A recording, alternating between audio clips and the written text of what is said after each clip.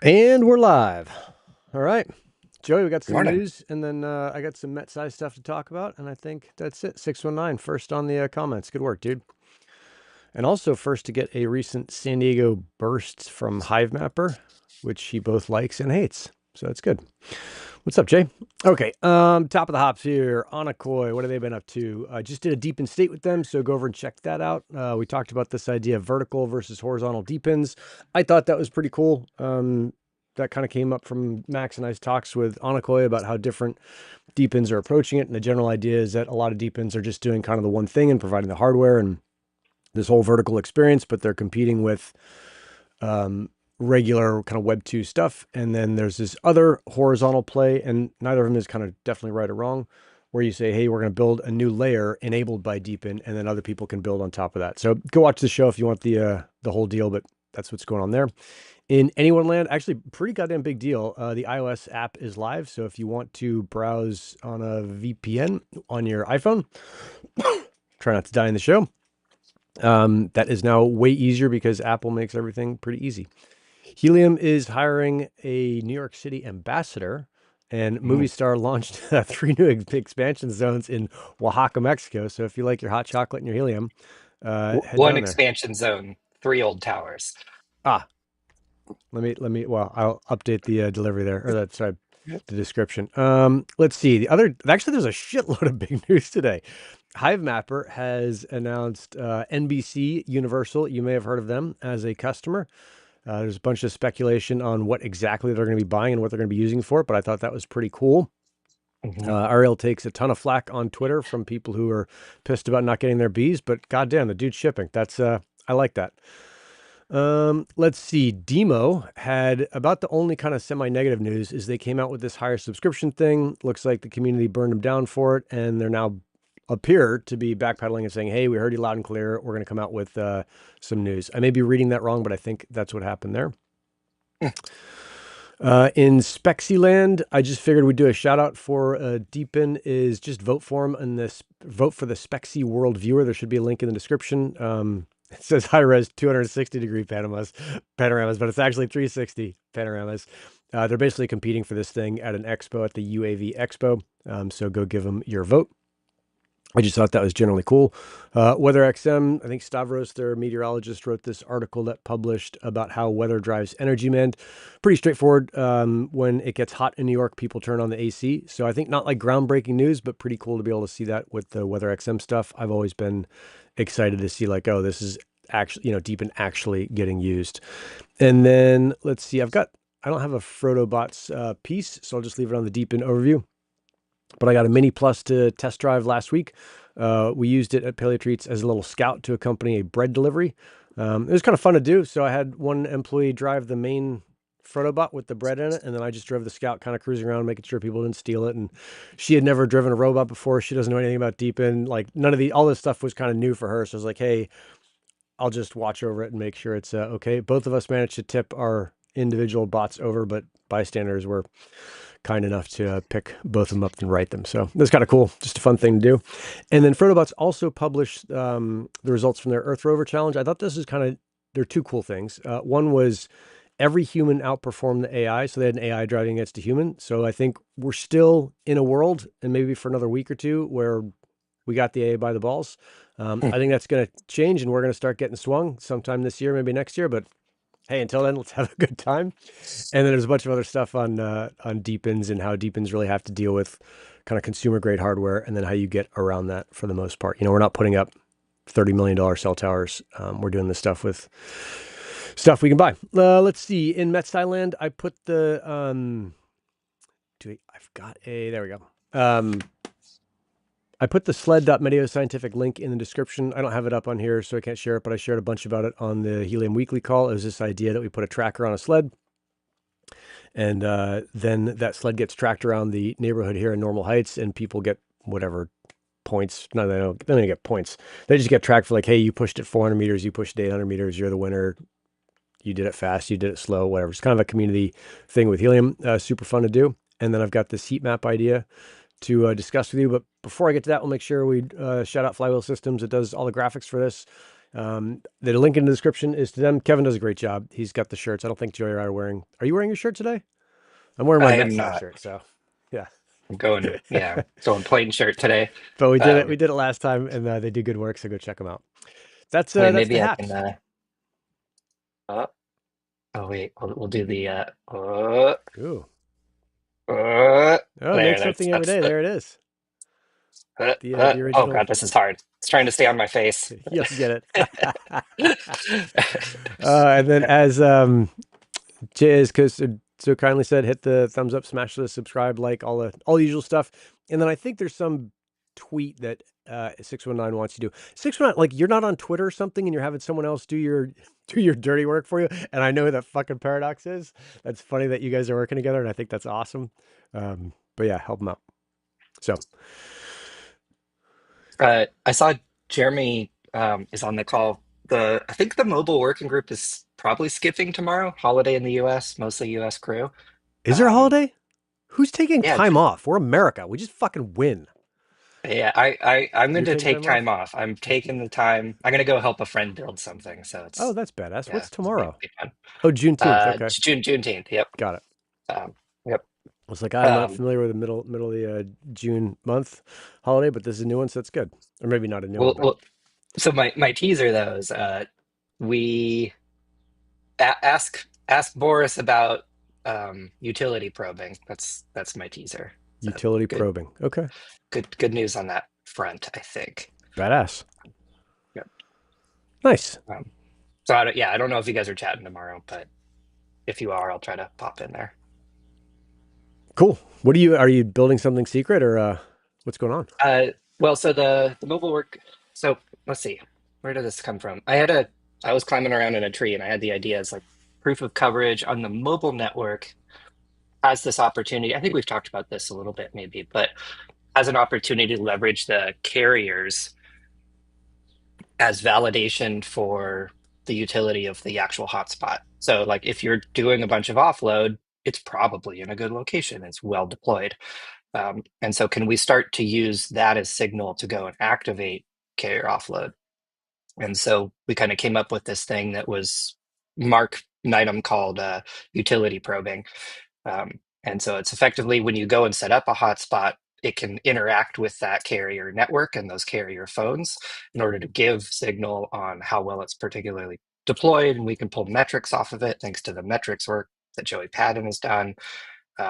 So it's kind of a bunch of things all piled into one, but a rethinking of proof of coverage that's not dependent on footfall maps and urban density and um, indoor outdoor hotspot types and all that kind of stuff. So it's dependent on some support from carriers in order to be able to go and do things with sort of their network. Um, but that's the loose idea. Huh. Yeah, badass. So yeah, it's evolved. Boris has sort of picked it up as a bit of a champion of the hip. Okay. I think I have some modeling that I need to do around the proof of coverage points, but we're sort of figuring it out, and the mobile working group has given good feedback there. Cool. Badass. Yeah, yeah. Dude, I think it was Making Bank on Twitter posted he had, or someone, I thought it was him, posted they did, what was it, like 80 gigs in a day or like some ridiculous amount of data transfer in a day. And It's it earned a there's some shitload of crazy AT&T. And I was spots like, out oh, there. yeah.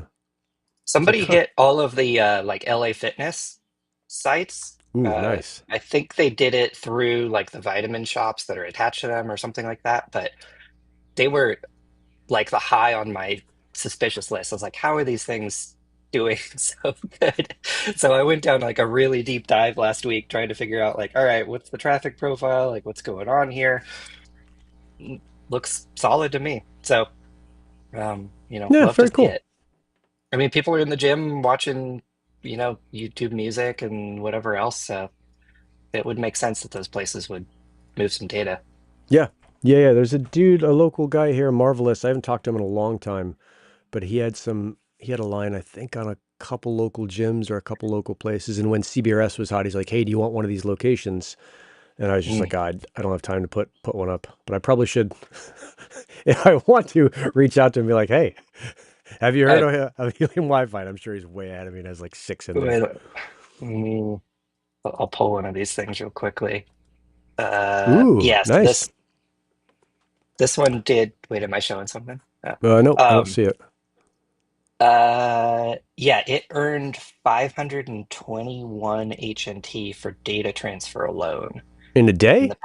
in the past 30 days. Past 3, that's still pretty good. It's a lot. Yeah, it's If that's doing a rev 100 share, they're gigs, psyched. 200 gigs a day. It's pretty wild. I got to get my coffee shop Yeah.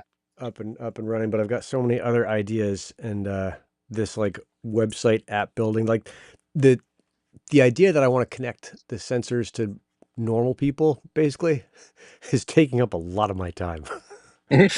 It's fun. Yeah. Yeah. It's been super fun to do. I'm trying to think of other stuff to do. I've got this heat map idea. I want to run it by you and see if you think it's any good.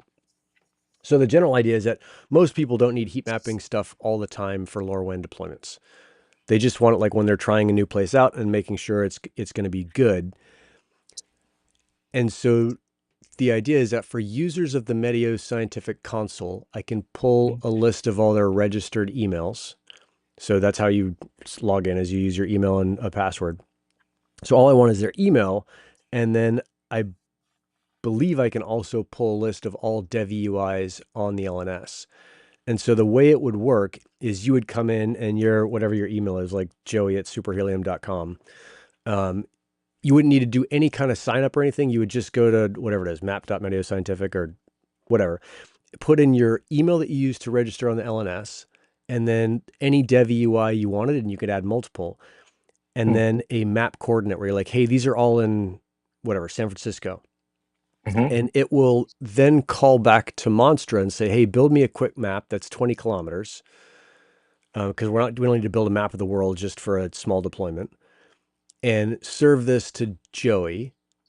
And then whatever dev UIs he gives you, show those uplinks as a heat map and show the RSSI and SNR for each one. And then any other, I'm thinking like whatever data comes in on those Mm. uplinks.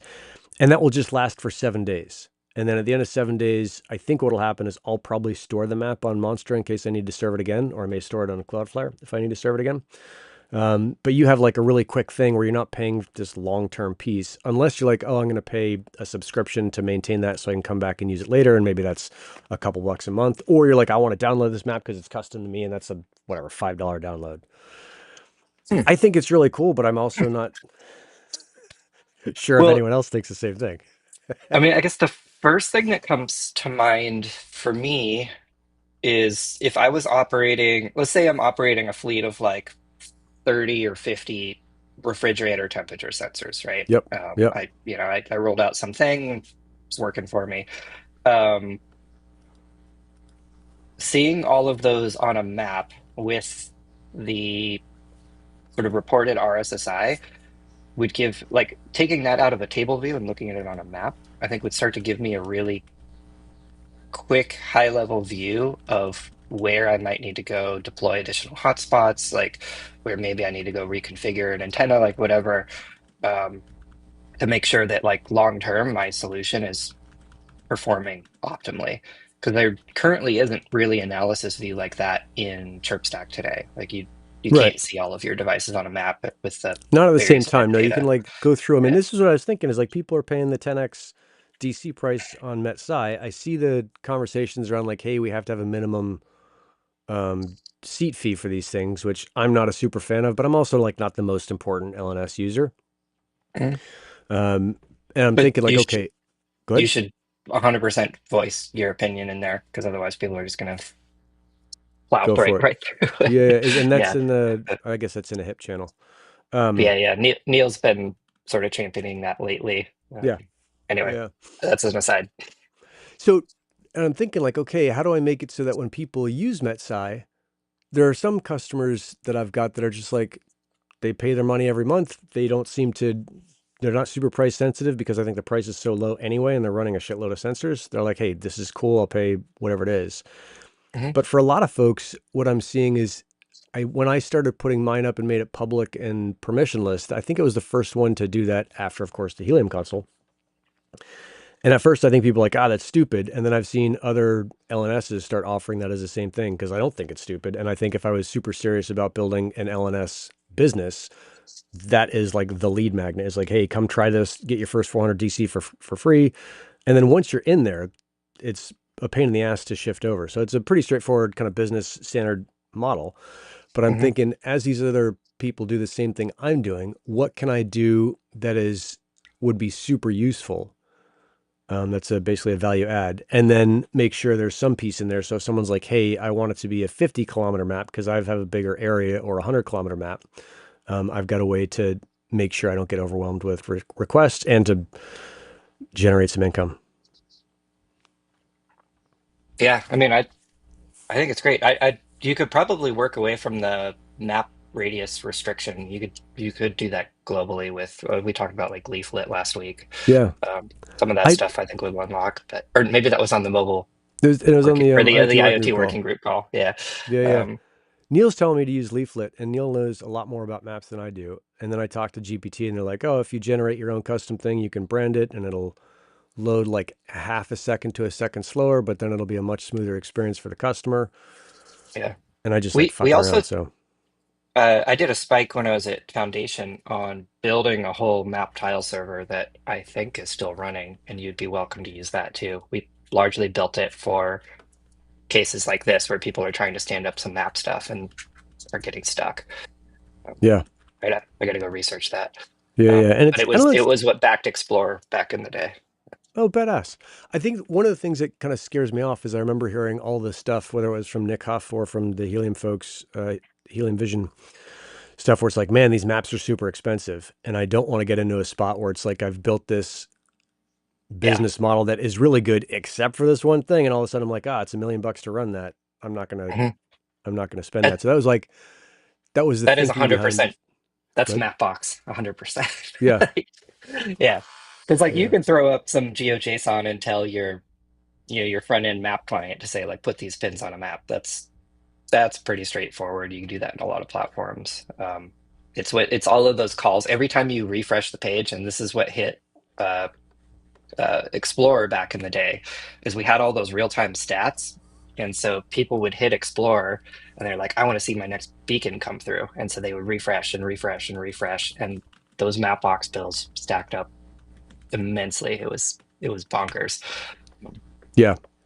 And I guess Neil's asking in one of the discords if this map would show the hotspots serving the data. I've got like a super rough, ugly, so embarrassingly ugly. I'm not going to share it. Version of this from Lovable, but I think the initial idea I had was that it would just show the sensors. Mhm. And the thing I was kind of thinking about, just like for my own use case, like I'm doing this sled tracking or this sled piece, link in the description.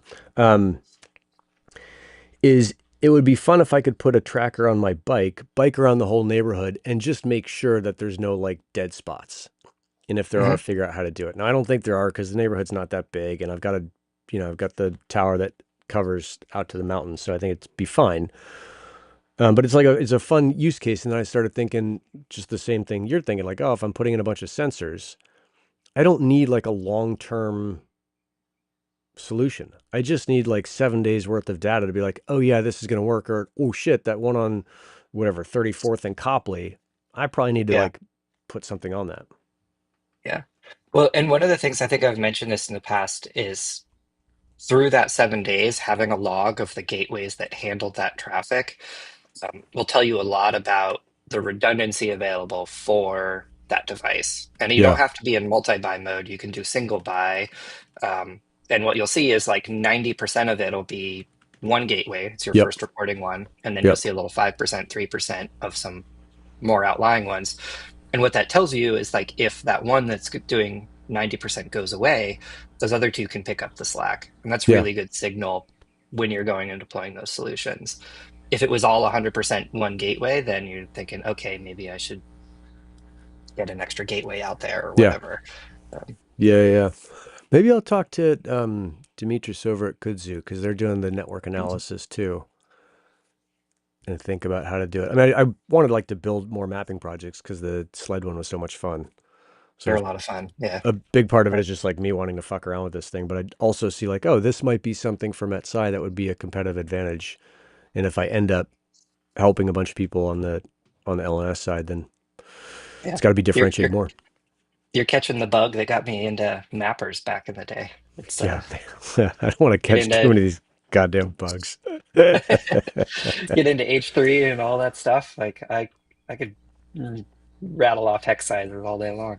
I think the other thing that I was wanting to do is Monster sits back there, right there on the ground, Mm. and like doesn't do much most of the time. It's super fun to have it there, super fun to have a couple GPUs that you can just spin up and do whatever.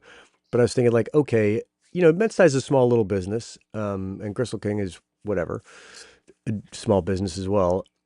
Is what could I use out of the assets that I have that maybe Amazon can easily squash, but most small businesses are not going to spend 8 grand on some stupid GPU machine just to fuck around. How could I use the stuff that I have to build something that is a competitive advantage and that's super cool? And I'm sure like some nerd can be like, oh, I can just do the same thing and rent GPUs for 10 seconds for way cheaper. But these are all the things going on in my head about this idea. Yeah. Um, I mean, I think it's kind of cool just the concept of blast a bunch of data over to your server, stand up some static export, feed it back. Like, I mean, they're- that just sounds like fun pipeline to build Yeah. generally. Yeah. Yeah. There's a lot of fun Yeah. shit to do. Yeah. So Anyway, I think it'd be valuable. More tooling. Like Paul's taken a little bit of a stab on some of the like LNS tooling through like his stack. yeah. Neil has done this whole like sidecar like API driven thing. So I could see a couple of directions there where just more analysis is kind of a bit of a gap right now. Yeah. Yeah. There's a lot. I mean, there's a lot going on. And I think with Paul's thing, it's weird because the Helium chirp stack integration is so specialized. I think there's like, I don't know. I bet there's less than 10 people in the world, not that could figure it out, but that have figured it out. It's a little more than 10, but Yeah, yeah, maybe it's like ballpark. 50, Yeah, right? yeah. But it's not something where I can go on to Upwork or whatever the job thing is and be like, hey, I need someone to help me customize my Helium, da da da da. Mhm. In fact, I don't think there's anyone out. I'm sure I'm wrong on this, but there's not many people out there who I could go and say like, hey, I want to do a bunch of customization work on the MetSci console. Could you do it? Right. And I think with Yeah. Paul, I don't think it's worth his time to do it. So I could come to him with an idea and he's like, dude, I'm doing like big business and your thing is a fun thing for me to do. And I'm doing it to, make sure something's out there, but I don't think it'd be totally worth it. So it's a interesting and kind of weird spot to be in is like, how do you take this thing that's in one sense, everyone knows ChirpStack, but goddamn, if you've ever done anything with the Helium implemented version of ChirpStack and ChatGPT, GPT has no idea what's going on with Helium and ChirpStack. Yeah. Yeah. Yeah. So, Um, yeah, it'll catch up, but yeah, it's it's all very niche stuff. It tends to be how it is in any of these things, right? You get into the details of it, and it's like, oh, yeah, that's not common answers anymore. So yeah, yeah. All of a sudden, you're way off the rails. yeah, Cool. Well, I know you got to go. I got plenty of stuff doing this map thing, right? Because you have a hard stop in a couple minutes. yeah, it's 5 minutes or so here. But I figured we Um, just everybody would be ready this week for everything, and so I let you go early. yeah, yeah, yeah. What Anything are, else what you are wanted to some hit? things to keep an eye out on? I mean, I'll just reiterate. I think the the cadence of stuff coming out of Hivemapper has been really exciting. Knowing that team, that's sick.